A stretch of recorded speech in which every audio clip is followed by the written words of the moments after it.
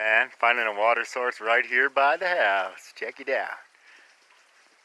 There's a house. This water spout coming down here. Boom!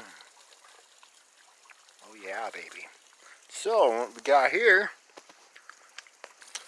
oh man, it's going ahead and filling it up. Right here. Nice. It's right there. House is right there. Well, nice, I got these barrels. Filling them up.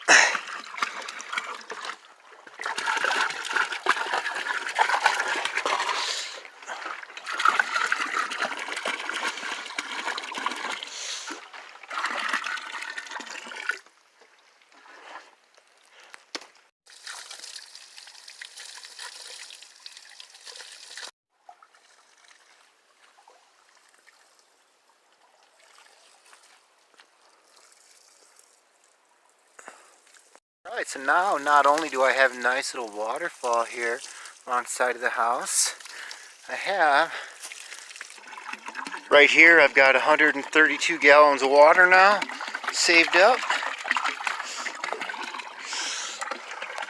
Got all these, so that's 182 gallons of water that I got stored up, so awesome. I'll have to catch more while I can while the snow's melting and have a lot for the garden.